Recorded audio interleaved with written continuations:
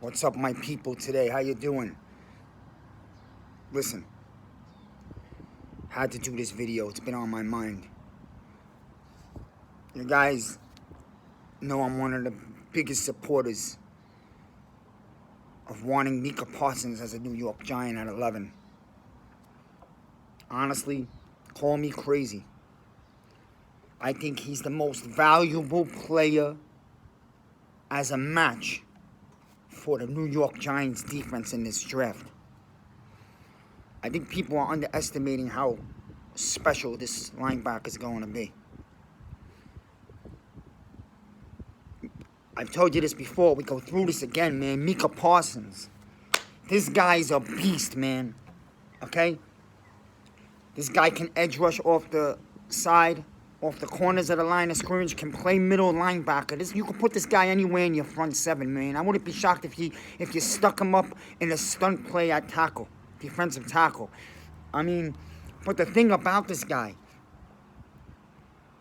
for our 3-4 defense that we play, this guy will purely be a savage as a stand-up outside linebacker. You don't have to have a defensive end in this type of defense. We usually go with 3 big tackles, defensive tackles, and you line up the 2 linebackers on the outside. And you have Martinez in the middle of the field. You keep him there, man. That guy's the general of the defense. But this guy, Parsons, off the edge, he's going to make life hell in the NFL. I mean, this guy's going to terrorize the NFC East. And you got Lorenzo Carter coming back on the other side, who I still have hopes for. I know we all do. You'll finally have 2 real edge guys. You know, a lot of people like Carter Coughlin, man. I know he's on a lower level, but he also have a chance to grow into something. When you bring in Micah Parsons here and put him on this defense, and forget about covering, because he's never going to cover. Our secondary is so deep. I mean, if we don't have one of the best cover secondaries in football now, then we never will. The secondary is loaded. Don't worry about coverage. We're good. We need a guy who's going to harass the hell out of a quarterback. Okay? He's also real good in the run game. I know Smith, Waddle, we go over this every day, man. I get it. Need to score, need more weapons. I mean, we put so much money into wide receivers this free agency. If we pick up a wide receiver at 11, man, I got to call it a bad 11 pick. Bad. There's only 2 guys to me we need to go at 11. Yes, I'm big on needs. Needs matter. I get it. Take the most valuable player. If Pitts is there, yeah, go take him. Guys, if Slade is there and we want to get the final piece on this O-line, they compare him to the next Nelson, if he's even anything close to it. Yeah, all right. Take him at 11, I'll be happy. Kim Jones reported yesterday, she shot down Jordan Renan, that the Giants are going to pass on Parsons because of his issues. Jordan Renan throwing some more smoke out there. Guys, Giants are high on Sertan. No, they're not. More smoke. Play around with Dallas's head in case Dallas is thinking of someone else, like Parsons. Dallas needs a Sertan or an offensive lineman. You get Micah, like Kim Jones said yesterday.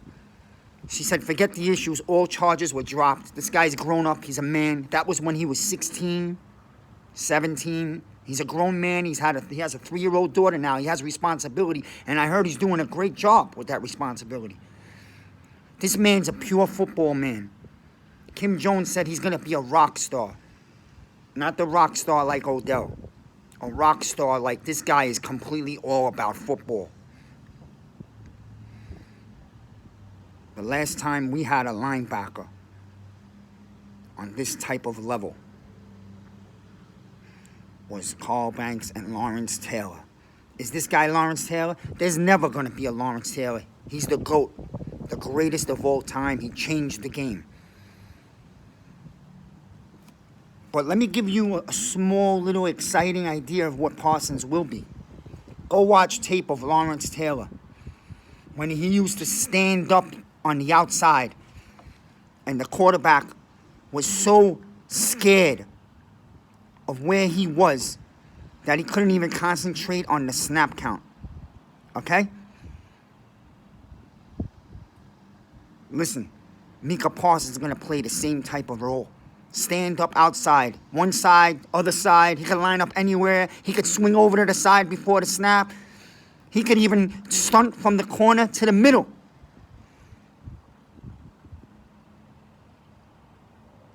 This Giants defense is real strong. They came a long way last year. If it stays healthy for the second year together on the Graham, and you added Adoree Jackson to the secondary, and you go add, in my opinion, one of the best linebackers to come out of college in the last decade, and you've heard this from me before, this man is a line of scrimmage criminal. He will wreck the football game. And we already have defensive tackles like Dexter Lawrence. All right? Leonard Williams, who can also rush off the edge or up the middle. Carter's coming back. Ximenez. The guy Sheldon we picked up, a tugboat in the middle. You got to double team that guy. When you double team that guy, Leonard Williams is running freely again. He's going to be in the backfield all year long. And you add Parsons from the outside. How is an O-line accounting for this? Remember, you have a secondary that's literally can lock down the passing game. I want Parsons so bad because I've seen the Giants win Super Bowls based on defense. Every single one of them. And when they've won Super Bowls with their defenses, they had a guy like Parsons in every one of them. The New York Giants got to go get this guy and get back to the scary, intimidating defense that their history has shown them to be. We are this guy away from arguably the best or top 3 defense in football. Don't care what anyone says. That's a fact. And as a Giant nation, we know it. We saw it last year. This guy is that much of a difference maker. You guys talk about Devontae Smith and Pitts and Waddle or a different maker on the offense. Well, this guy is the difference maker on a defense. And defense wins championships. And if a healthy Barkley's here all year and we can run the ball even middle of the pack in the league, and I know we'll be better than that at running the ball. But even if we're in the middle of the pack with a top defense, the Giants are ready to go. This team is going to go to the playoffs. We're going to win the division. Because let's talk about the NFC East for a moment. Okay? The Washington Redskins are solid. They're strong. You know what? We were better than them last year. Beat them twice. They haven't beaten us in, 3 years? Listen, I know their defense is strong. So is ours. But they got a quarterback who's been on 100 different teams. Yeah, he's fun. He works a little magic. But do you believe that guy's going to carry that team for 18 weeks? I'll bet my M&Ms that he's not. Okay? They lack a quarterback. We'll see what they do in the draft. The Dallas Cowboys is everybody's darling, America's team. 26 years of nothing. America's team. And Jerry Jones is a clown. He'd rather have a circus act, a Broadway show, than put together a real deal championship team. He'll go in a draft this year, and if he doesn't draft a corner or an offensive lineman, behind that O-line, I don't know if Dak makes it through the season again. So it's nice that you spent $164 million on the guy. Was he really worth it? I mean, let's be honest.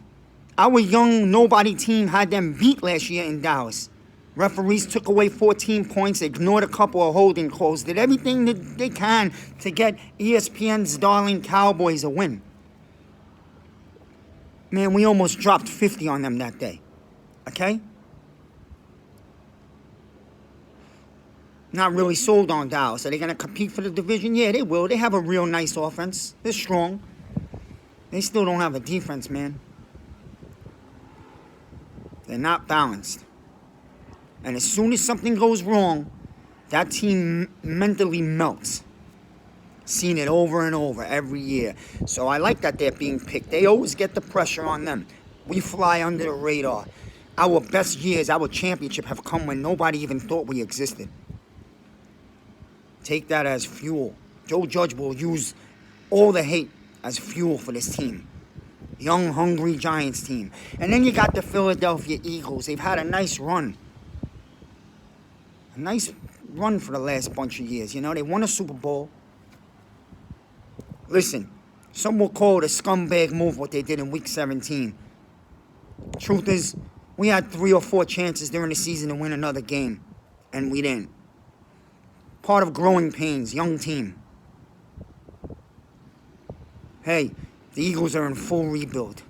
What are they doing at 12? Nobody even knows. They could take a star receiver. One star receiver is not going to help them do much. They have a quarterback nobody really knows about.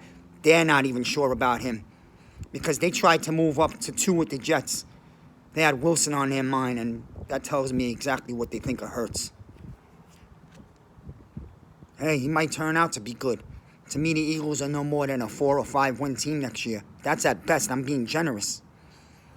The Eagles might be looking at a top 2 pick in the draft next year. The Eagles are in a rebuild. We'll see them in 2-3 years. 3 years, probably. Look, this division's ours. I expect a big run this year. I expect 10 wins, 10-7. Okay? We're better than the Cowboys. We're neck to neck with the Washington team. But again, I'm a big believer in Jones and the weapons around him this year, and I think that puts us over the top. Like I said, at 11, I've been saying this all along. Kim Jones backed it up yesterday. She said if Micah Parsons is there at 11, a high-ranking scout in the New York Giants organization said it's going to be almost impossible to pass up on him. Micah Parsons makes us the New York Giants defense again. You draft him on draft night, and every fan in the country, oh boy, the Giants are back.